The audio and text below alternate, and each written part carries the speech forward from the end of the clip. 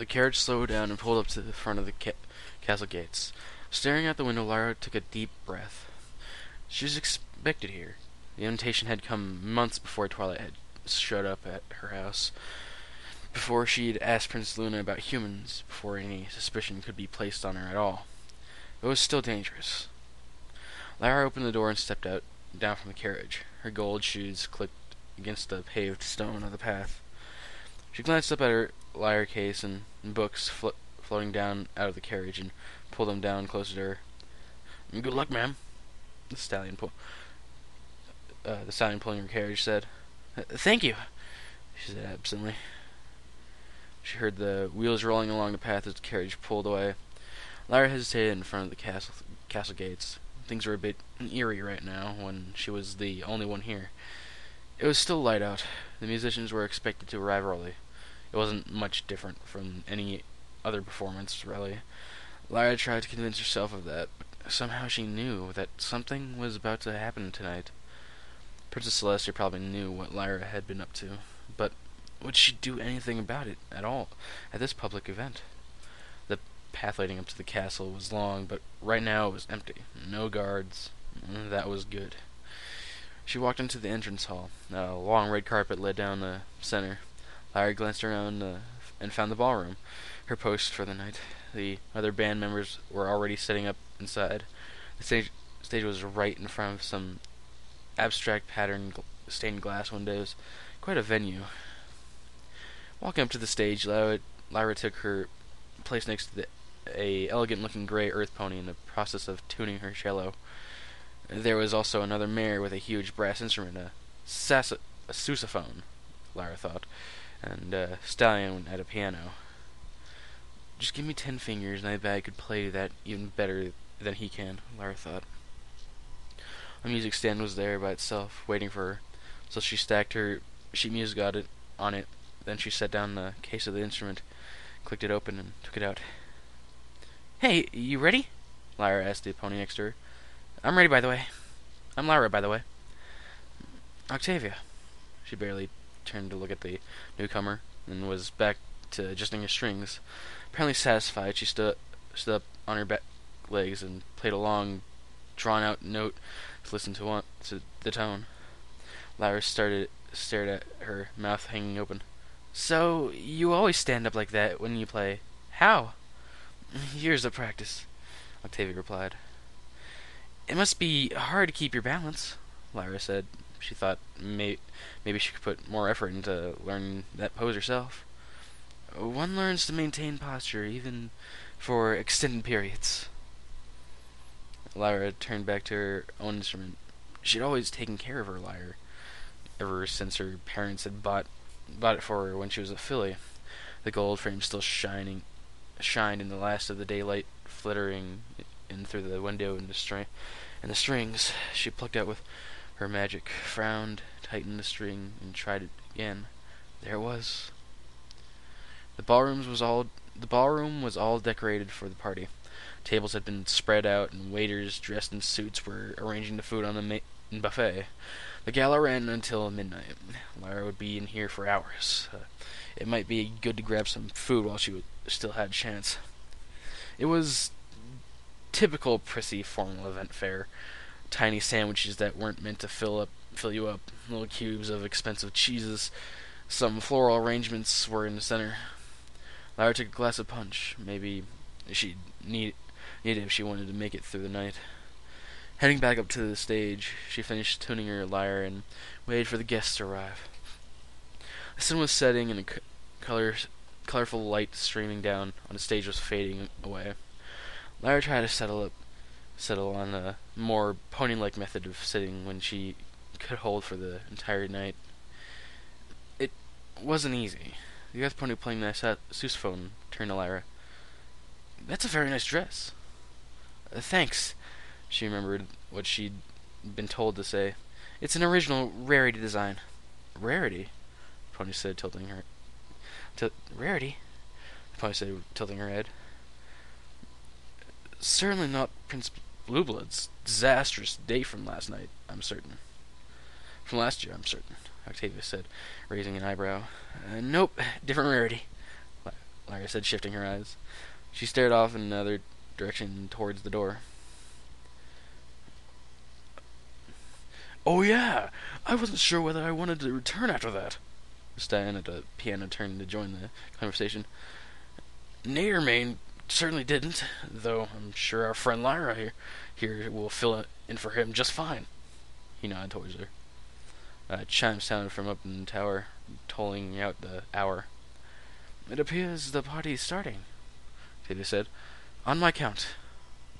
As the first few guests arrived, the band started into the first piece, a slow-moving sonata that lasted a full 15 minutes. Lyra was already bored. Caroline had always made Lyra feel alienated from other ponies. Nobody here cared about anything interesting or important, just fashion and high society, and the most boring of all the boring classical music that had ever been written. Why had she taken this gig? Right, so that she could advance her career towards even more boring parties and concerts. And now the song was coming to an end, and they started into yet another song and another one. For the next 2 endless hours. Lyra was nodding off. She fought to stay alert, her mind going through each song she was playing without really thinking about it. After practicing a song so much, it got to be an unconscious action.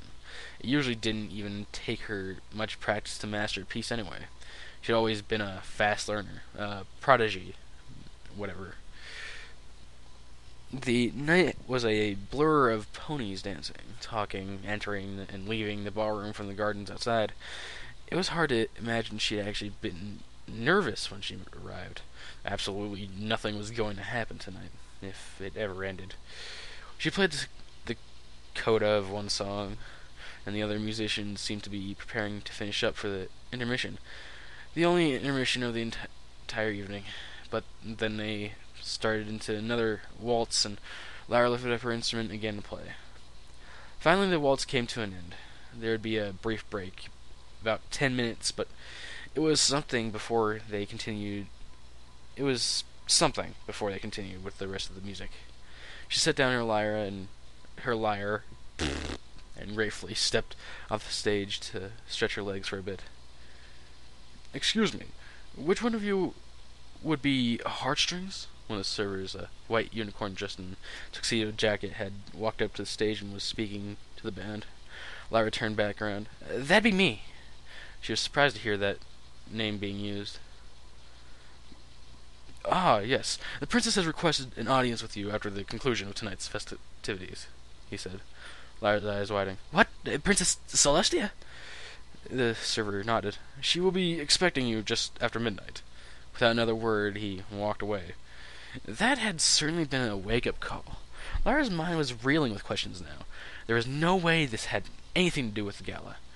She was just a musician here, nothing special. Other plots were at work here. She'd been right. Princess Celestia was undoubtedly at the top of the entire conspiracy. The princess wants to speak with you, Tavia said, her mouth hung open. Lyra gave a nervous grin. What can I say? I must be a very important pony. A VIP. She quickly trotted off into the crowd, and her head bent down. The voices in the ballroom had blended together. A stallion somewhere raised his voice for a punchline of a joke, followed by a burst of polite laughter from one corner. Lyra glanced over to the side and recognized Spitfire, one of the Wonderbolts, talking to a fan. Everything seemed ordinary. None of these ponies knew what was really going on. The complimentary buffet was just up ahead. She got another glass of punch and downed it. You're with the band up there, asked the Pegasus with her mane doing up in an elaborate curl style. Lyra was caught off guard. Yep, that's me. She had to calm down, pull herself together. No reason to suspect everybody. Simply smashing work. I quite enjoyed the good concerto. Thanks. Lyra nodded, finishing a second glass of punch without realizing she'd picked it up, and hurried off, almost tripping over the tail of her gown as she turned. It was easy to get lost in the crowd. Maybe she could slip out unnoticed. Not until the end of the gala, though. They'd definitely notice if their musical quartet was suddenly a trio. But after tonight, then what? How could she hide from the Princess of Equestria herself? Through the archway she could see her, Princess Celestia, right there, personally welcoming every pony in the line of guests, smiling and offering polite greetings. So close. What was going to happen tonight? Lara had to prepare for the worst. Luna had reacted strongly to a mention of humans. Celestia had commissioned that report from Twilight. But what did that mean? One thing was sure. If Celestia was asking for her specifically, then she knew. Watching her from a distance, Lyra examined her fancy mannerisms. She could say something to each pony she greeted. Just a few words, though Lyra couldn't catch them. Then, as a pair of guests stepped away from greeting her, Celestia's head turned around towards her, and she briefly met Lyra's eyes. She froze. It had only lasted a second, but she'd definitely been watching her. She quickly dashed off, weaving through the crowd, heading towards the stage to rejoin the other musicians. Just a few more hours remaining. Octavia was giving her a strange look, no doubt jealous that Lyra had been invited for such an honor. Lyra sifted through her music, trying to find the next piece. Something fell out of the stack of books. It wasn't one of the gala's pieces, though. It was... No! How had she managed to pick up her journal? She was stuck at the gala. The princess knew she was here. She knew what she was doing, and on top of everything else, she'd brought all of her incriminating research. What else could she do? Lyra slid her journal in the middle of the books of sheet music she'd already played. It was easy enough to miss. She'd definitely not been able to notice it. Hopefully she'd be able to get it out without anyone noticing. The stallion at the piano started an intro, and they began playing another piece. Here at one of the biggest social events in Camelot, in all of Equestria even, Princess Celestia could actually choose to confront Lyra here. Then again, she was the supreme ruler. Couldn't she get away with anything if she wanted? And if Lyra happened to already be here as a musician, that was the perfect excuse. The lyre began to play out of rhythm with the rest of the band. She'd gotten at least 3 measures ahead of everyone else. Octavia shot her a look. Lyra quickly caught herself. She had to focus. The situation had become that more intense. She couldn't let her thoughts influence her magic. Lyra did her best to concentrate on the music in front of her. She'd practiced these songs hundreds of times. It was no challenge to play them, one note at a time, staying in time with her other band members. She was a professional. How was she supposed to focus on this boring classical music when she'd essentially just been told that the government really had been spying on her? Her perception of time grew hazy. Had she been playing for 5 minutes or for 5 hours? Lyra honestly couldn't tell. Her horn glowed. The next song was there, and the lyre continued to play. Another hour passed, or it seemed like it had been an hour. Lyra couldn't tell. She glanced from the music for a moment to check on the crowd. What time was it now? Was it just her, or was the ballroom starting to empty out? No, the party was definitely coming to a close, but at the end of the next song practically everybody had left. Her chances of getting away had dropped to 0. She turned another page of sheet music over. There was nothing but a shiny brass music stand behind her. Behind it, this was the final song of the evening. After it came to a close, there was still just a few scattered circles of ponies talking to one another. The silence was sudden and unnerving. Octavia had started putting away her cello. The stallion had stood up from the piano. A female voice spoke to her from the side of the stage. Heartstrings. I prefer Lyra, she said automatically, and then glanced over to see Princess Celestia speaking to her. Her eyes went wide. Oh, of course, my mistake. The princess smiled at her. Lyra was feeling dizzy. What was she supposed to do now? Did she even have a choice other than to go along with it? Perhaps you would like to join me in private, Celestia said. I have some important business to go over with you. Yes, Lyra said. She nodded. Of course. Her head turned towards her instrument case, the sheet music with her journal hidden in the middle. She realized. You can leave your things for now, the princess said. Shall we go then? Lyra nodded silently. Her stomach was doing backflips. It was a good thing she hadn't eaten anything. She followed Celestia out of the ballroom. Her legs were shaking as she walked, and probably not because of all the punch. They climbed the stairs and continued through the hallways of the castle. The silence here after the bustle of the gala was extremely unnerving. Lyra and Celestia continued through the castle up to the throne room. Stained glass windows flanked the long hall. The last time Lyra had been here was when it was the publicly opened for the hearth-warming Eve pageant. The huge room was completely empty now. Celestia spoke to a guard posted at the door. "You may leave us. Wait outside." "Yes, your majesty." He promptly left, and the doors closed. They were alone now. Lyra's heart was pounding in a quiet room. She could almost hear it. Celestia finally spoke. "This was your first gala, wasn't it? Even after 1,000 years. These always seem to drag on forever." She smiled. Yes," Lyra stammered. "It's a shame that Twilight and her friends couldn't make it, but we couldn't exactly have a repeat performance of that." The princess laughed softly. "So how was your night?" The princess... pretty boring, actually." Lyra stared at her in confusion. This wasn't at all what she'd expected. "Ah, yes. I'd have to agree," Celestia nodded. "It never gets any better, no matter how many we have." "So, what's this about?" Lyra frowned. "Why did you call me up here?" "I suppose I should get to the point, shouldn't I?" Celestia said. "Twilight told me you've been helping her with her research project. I must say, I was surprised to see your name in her report." "Oh, right," Lyra said. This was about humans, then. Her fears were confirmed. It was probably useless to deny anything at this point, but what else could she do? "Oh, but, we went over everything we found, and it looks like humans don't really exist at all." She forced a grin, even though the words were hard for her to say.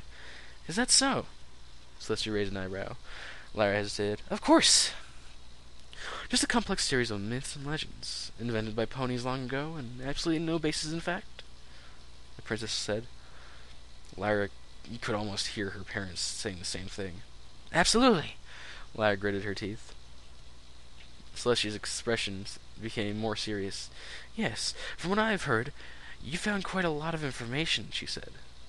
"In certain years, it's become obvious that humans won't be able to stay forgotten." She couldn't take it anymore. "Don't lie to me! I know humans exist!" Lyra's outburst echoed in the large, empty hall. It was only then that she realized. Wait, are you saying... Oh. Celestia paused. She stood there, facing away from Lyra, and was silent for what seemed like an eternity. Lyra took a step back nervously, though somehow she wasn't feeling threatened anymore. "I've been hesitant to even talk about humans," Celestia said finally. "In recent years, they've started to press on my mind once again. And just a few months ago, my sister came back from her visit to Ponyville claiming that some ponies still remembered them." Lyra was still regretting opening her mouth now. "Unfortunately, my sister wasn't able to describe who had asked her about them. Apparently they were entirely hidden by their costume," Celestia said. She turned around and had a silent smile. "That's night by night, though." Yeah, Lyra said, nodding. Celestia continued. "I realized then that I had neglected to tell her of the recent developments. Since it happened only shortly before she returned to Equestria, our relationship with humans has become more complicated than my sister realized. But the truth is, Lyra, humans did exist at once in the world we now call Equestria." Lyra's mouth was hanging open. You're going to tell me?" She honestly been expecting more difficult than this. The princess was being amazingly open about all, and far more calm than Luna had been. "I've been studying them all my life. Everybody just says they're made up, though. Why doesn't anybody remember them?" Then she fully comprehended what Celestia had said. Recent developments. They began to walk slowly down the length of the room. Relatively speaking, recent, but it's best to start at the beginning. For well over 1,000 years there were no humans left in Equestria. I myself was very young when humans were still alive, but after what happened to them, my sister and I devoted ourselves to wiping away every trace that they ever existed. Gradually, ponies had forgotten about humans even were. Those who did that thought they were made up." "Why would you do that? I've done research. We owe nearly everything to humans, Lyra said. Our entire civilization is based on what they created. That is true, Celestia said. What humans lacked in magic power, they made up for with their intelligence. Ponies all have innate magic powers, not just unicorns, but the Earth ponies have their connection to the land, and Pegasi can regulate our weather. Humans, on the other hand, have only their minds. They invented their own solutions to make up for what they lack. We still use some of what they made. Those tools are the useful. Ponyville looks are that useful. Ponyville looks almost exactly like a human village would have all those years ago, but then Lyra quickened her pace and got even closer. What happened to them? Celestia walked over to one of the stained glass windows. The image of a Draconicus nearly the entire height of the window, and the room itself was etched there. And ambitious as they were, humans were also naturally prone to conflict and discord. Just last year he had reawakened. Everyone in Ponyville remembered it. He was a spirit of chaos. Most of what had actually happened while he was out was just a confused blur. But Lyra remembered the chocolate milk rain, buildings turning themselves upside down, and ponies suddenly turning against their best friends. Even the smallest difference between humans could lead them to fight amongst each other, so she said. She stared up at the unmoving face, the yellow eyes, the twisted body composed of so many unmatched parts. When discord came to power, he escalated when tension already existed. The disharmony between humans gave him even greater power. I've never read anything about humans fighting each other, Lyra said. She tore her eyes away from the window to look up at Celestia. This never even came up in any of the books. And this is exactly what Luna and I wanted to hide. The wars between humans became increasingly brutal. They began inventing new weapons rather than tools of creation. Eventually, Celestia closed her eyes. No civilization can survive for long when it devotes itself to destruction. The words hit Lyra hard. She couldn't even imagine it. Humans. They destroyed themselves. How could any kind of creature even do that? It's all Discord's fault, though, right? Lyra said, finally breaking the long silence. Celestia looked down at her. Humans couldn't have done that on their own. They wouldn't. They were already vulnerable, Celestia replied. I know this must come as a shock to you, but you must understand. A shock? That was a bit of an understatement. Lyra could barely convince herself to accept it, even when she was being told these things by the Princess of Equestria herself. It didn't seem right. After humans had been wiped out, Discord's power was growing weaker. He'd driven them to such chaos that it had overwhelmed them, and with the humans gone, they didn't have the source of power anymore. Celestia left the window and crossed the hall. That was when my sister and I first used the elements of harmony. He was finally defeated and sealed away, although it was too late to save any humans. Now they stood before one of the new windows. Twilight Sparkle and her friends were immortalized here, wielding the elements of harmony to defeat Nightmare Moon. Kindness, laughter, generosity, honesty, and loyalty. These are what Equestria was founded on. They both gazed up at the window. Luna and I created a new society based on harmony and friendship, so that what happened to humans would never happen again.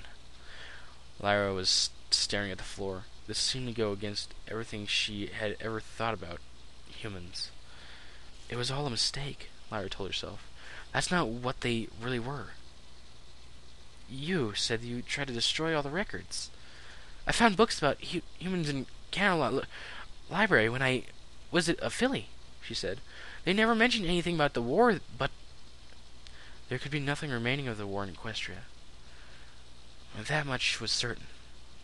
We tried to find every remaining trace of humans, but they were widespread. Not everything could be caught, Celestia said. I'm surprised you were able to find anything remaining when you were so young.